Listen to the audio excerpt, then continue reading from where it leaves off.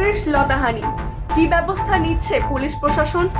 প্রকাশ্য দিবালোকে শ্লীলতাহানি এক এক দিন এক এক স্কুল ছাত্রীর ওপর।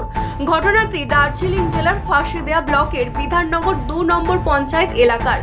বেশ কিছুদিন ধরে বিধাননগরের সহদরগঞ্জ এলাকায় মোটরসাইকেলে হেলমেট পরে আসা এক যুবক শারীরিকভাবে হেনস্থা করে চলেছে এক এক দিন এক এক স্কুল ছাত্রীকে। ভয়ে স্কুল ছাত্রীরা সেখান থেকে পালিয়ে যাচ্ছে, আবার কেউ কেউ স্কুলে ঠিকমতো যেতে পারছেন না। তারা প্রত্যেকে আতঙ্কে রয়েছে। এতদিন নিজেদের সম্মান বাঁচানোর জন্য কারো কাছে মুখ খুলে কিছু বলতেও পারছিলেন না। শুধুমাত্র বাড়িতে গিয়ে বাবা মাকে সমস্ত বিষয়টি জানিয়েছিলেন।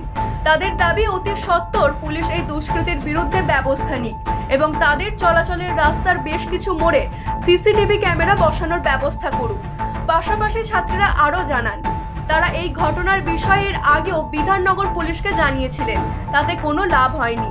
কারণ তারা জানাচ্ছেন যেহেতু তাদের কাছে কোনো প্রমাণ নেই, তাই পুলিশ কিছু করতে পারবে না বলে জানিয়ে দেন। এমনকি এলাকার প্রভাবশালী তৃণমূল নেতাকেও বিষয়টি জানানো হয়েছিল, তিনিও সেই অর্থে বিষয়টিকে গুরুত্ব দিয়ে দেখেননি বলে ছাত্রীদের অভিযোগ। পুলিশ সূত্রে খবর, যেহেতু ঘটনাস্থলে কোনো সিসিটিভি নেই, তাই বিধাননগর পুলিশ তারা প্রমাণের অভাবে হাল ছেড়ে বসেছিলেন। এমনকি ছাত্রীদের কাছ থেকে এই ঘটনা জানার পরেও কোনো পুলিশের টহলদারি বা বাড়তি সতর্কতা হিসেবে কিছুই করেননি তারা, যার ফলে প্রকাশ্যে দিনের আলোয় পথ চলতি স্কুল ছাত্রীদের ওপর এই ঘটনা বলে মনে করছেন তারা। অবশেষে স্কুল ছাত্রের লিখিত অভিযোগে ঘুম ভাঙল পুলিশের। শুক্রবার বিধাননগর থানায় অভিযোগ দায়ের করার পর পুলিশ সমস্ত বিষয়টি নিয়ে তদন্ত শুরু করেছেন।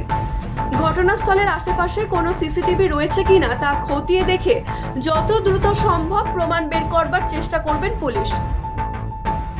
Bureau report, RV news.